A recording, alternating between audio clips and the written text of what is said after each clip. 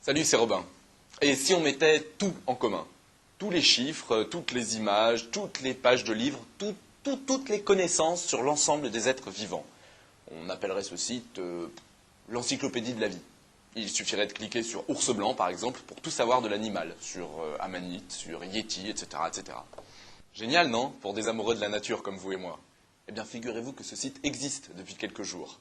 L'ensemble des biologistes du monde entier vont peu à peu y regrouper leurs données.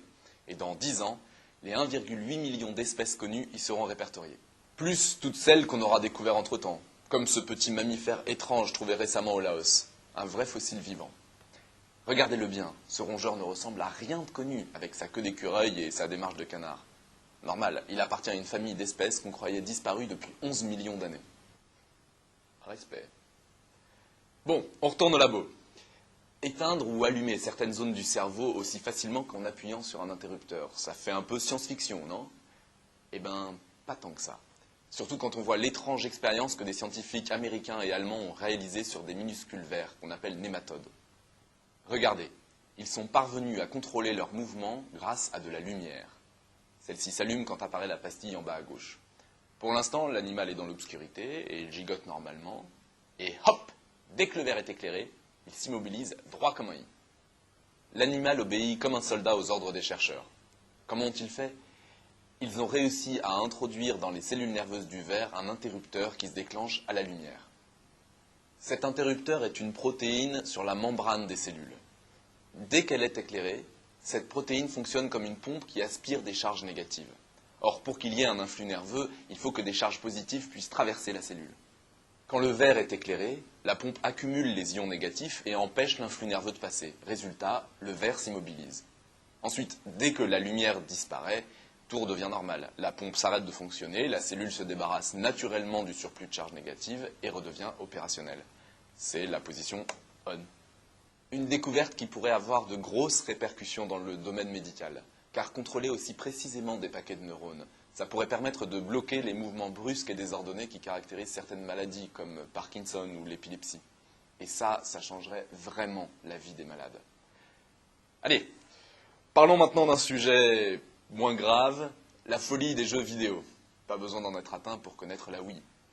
Vous savez, cette console de jeu équipée d'une manette très spéciale. Quand on la bouge, ses mouvements se répercutent sur l'écran de la télé. Eh bien, même les hackers se sont amourachés de la Wii. Et plus particulièrement de sa manette, la Wiimote. La grande tendance, c'est d'écrire des petits programmes informatiques pour faire plein de choses avec la manette, sauf l'utiliser pour la console. Prenez ce bidouilleur. Lui, il utilise la Wiimote pour manipuler la souris de son ordinateur portable. Marrant, non? Ça permet du coup de dessiner à distance sur l'écran. En fait, il suffit d'aller sur YouTube pour trouver plein de vidéos postées par les pirates de la Wii. Comme celle-ci, où la Wiimote permet de zoomer sur des images satellites de la Terre. Du côté de Nintendo, le commentaire officiel autour de cette nouvelle mode, c'est « no comment ». Entre nous, ils doivent quand même pas être mécontents de cette bonne petite publicité. Il faut dire que certaines applications sont vraiment incroyables. Et celle-là, c'est vraiment ma préférée. Le contrôle d'un robot industriel avec la manette. Avouez que c'est impressionnant. De quoi simuler une partie de tennis ou un combat à l'épée. Vraiment des as du bricolage, les gars. Moi qui ai parfois du mal à changer une ampoule, ça m'épate. Et vous, Sbron, qu'est-ce que vous en dites? Sbron? Mais qu'est-ce qui vous est arrivé? Je me suis morpho-transformée le temps de l'émission. Ça vous plaît? Dites-moi, Robin, vous connaissez la galaxie coquillage de la constellation du Centaure? La voici. Magnifique, non? Le cliché a été pris par les astronomes de l'observatoire VLA au Nouveau-Mexique. Eh bien, savez-vous que ce paysage spatial est le résultat d'une spectaculaire collision de deux galaxies il y a 360 millions d'années? Des chercheurs du CEA ont simulé cette catastrophe sur ordinateur.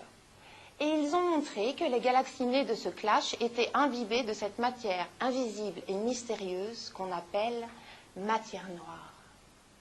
Ici, elle a été colorée en rose. Belle histoire, non, Robin?